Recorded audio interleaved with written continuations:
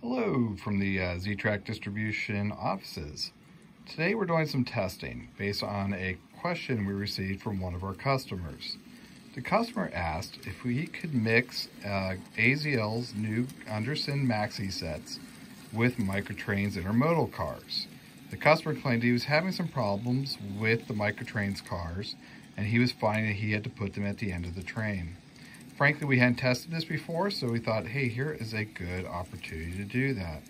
So here we have our mixed train today. It's two maxi sets from AZL, one of AZL's NCS 53-foot well cars leading, and Microtrain's Gundersons from their really nice weather T-Trak-Z set. I positioned two of the weathered cars right behind the first AZL thrall.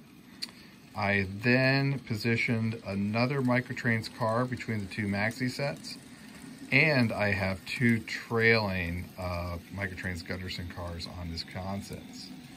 One of the things that's kind of more of a test here is that these weathered cars for Microtrains do have paint on the trucks, bolsters, and even somewhat on the wheel sets. So they tend to have a little more drag and can be a little more difficult to operate. We are probably 20 minutes of running right now, and frankly, we've had very little problems. The only problem that we have had so far is with the middle car, the Microtrain's Gunderson between the two thrall sets. When we examined it, we were finding it was derailing a little bit. What we found was a bolster that was way too tight.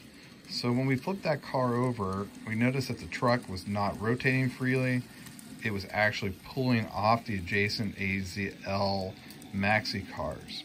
So if we actually take a look at the bolsters, I'm going to show you those on one of the Microtrain's cars we've got sitting here. We can actually take a look here.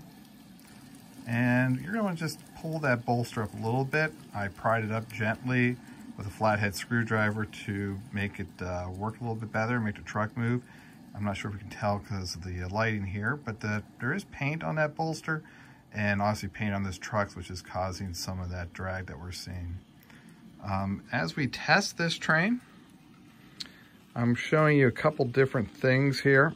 One, we're actually going through a Rokahan turnout.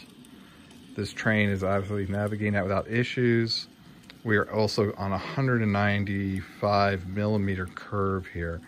So that is about as tight as I would go with any intermodal equipment anyways, is 195 millimeters.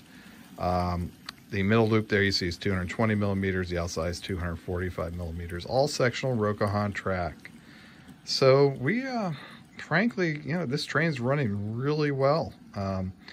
I would probably recommend, if you are going to mix AZL and Microtrains, to put a little heavier AZL car behind your locomotives. I always believe in pairing two locomotives as it is. And then you can feel free to mix in your Gundersons and your AZL well cars. But again, pretty successful test. I don't see any issues mixing and matching any of the rolling stock. Frankly, it looks like you're going to be good to go. So that's it here from Ztrack offices. Any questions, let us know at sales@ztrack.com. If you need us to take a look at anything else, we're happy to do that. Thanks.